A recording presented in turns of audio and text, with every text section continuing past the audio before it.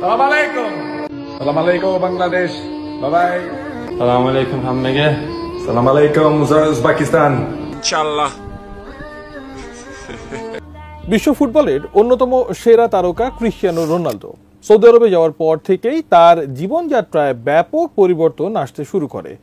মক্কা মদিনার পর এবার রোনালদোকে দেখা যায় পবিত্র আল আকসায়। এমন একটি ছবি প্রকাশের পর থেকেই পর্তুগিজ তারকার ইসলাম গ্রহণ নিয়ে বিশ্বজুড়ে আবারও আলোচনার ঝড় বইছে। তাহলে কি রোনালদোর ইসলাম ধর্ম গ্রহণের গুঞ্জনটি সত্যি হতে চলেছে? বিস্তারিত শেখ ফরিদের রিপোর্টে।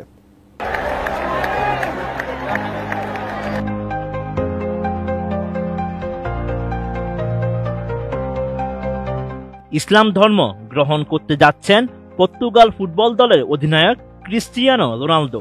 এমন খবরে তোলপাড় হয়ে ওঠে সারা বিশ্ব।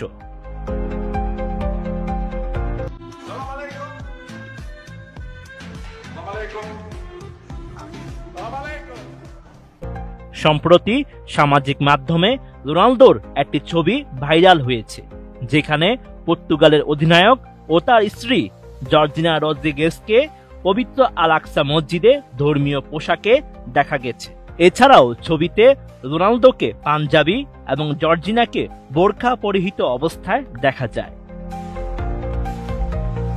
সৌদি আরবের ক্লাব আল নাসরে যোগ দেওয়ার পর থেকেই রোনালদোর জীবনযাত্রায় ইসলামী সংস্কৃতির প্রভাব লক্ষ্য করা যাচ্ছে। সম্প্রতি তার সাবেক সতীর্থ ও আল নাসরের গোলকিপার ওয়ালিদ আবদুল্লাহ রোনালদোর ইসলাম ধর্ম গ্রহণ নিয়ে মন্তব্য করেন।